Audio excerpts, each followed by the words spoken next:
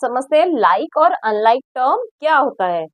आपको जैसे पता है टर्म क्या होते हैं, जैसे 3xy या 2y, ये सब क्या है, टर्म्स है किसी भी एक्सप्रेशन के। अब लाइक टर्म जिसमें कि उसके वेरिएबल जो एक्सप्रेशन है, वेरिएबल्स हैं वो सेम हो, जैसे ये 3xy है और एक है 5xy। अब इन दोनों को अगर हम देखें, इनमें वेरिएबल्स क्या है, xy और xy, दोनों में सेम वेरिएबल है और कोएफिशिएंट डिफरेंट है, न्यूमरल कोएफिशिएंट डिफरेंट है एंड वेरिएबल सेम है।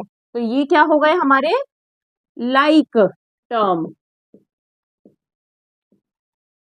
अब इसी तरह से एक हमारा टर्म है 3xy और एक है 3x। अब यहां पर हमारे वेरिएबल क्या है, इसमें xy है और इसमें क्या है वेरिएबल हमारा x, दोनों डिफरेंट है ना, यहाँ xy है और यहाँ सिंपल x है, जबकि इनका कोएफिशिएंट सेम है। देखिए यहाँ पे न्यूमरल कोएफिशिएंट दोनों में 3 है, बट वेरिएबल टर्म जो है, टर्म के अंदर जो वेरिएबल पार्ट है वो अलग अलग है।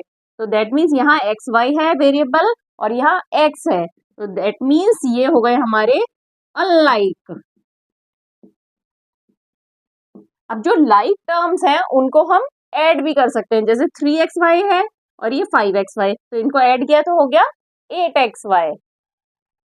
अब नेक्स्ट है एडिशन सब्सट्रैक्शन। अब यहाँ पे ये सबसे इंपॉर्टेंट है, एडिशन सब्सट्रैक्शन सिर्फ जो हमारे लाइक टर्म्स है उन्हीं में हो सकता है, जैसे 3xy प्लस 5xy। अब दोनों में ही xy है वेरिएबल, ठीक है, तो यहाँ पे xy कितनी बार है, 3 टाइम्स, यहाँ 5 टाइम्स, तो क्या हो गया 8xy।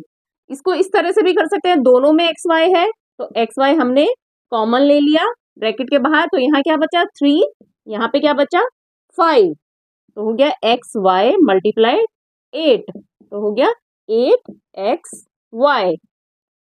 अब इसी तरह से अगर हमें सब्सट्रैक्शन करना हो, सपोज 5xy माइनस 3xy, तो हम xy कॉमन लेंगे, ब्रैकेट में आया 5 माइनस 3, तो ये हो गया xy मल्टीप्लाइड 2, तो दैट मीन्स 2xy। कभी भी अनलाइक टर्म्स का एडिशन या डिवीजन, एडिशन और सब्सट्रैक्शन नहीं हो सकता। एडिशन सब्सट्रैक्शन सिर्फ लाइक टर्म्स का ही होगा।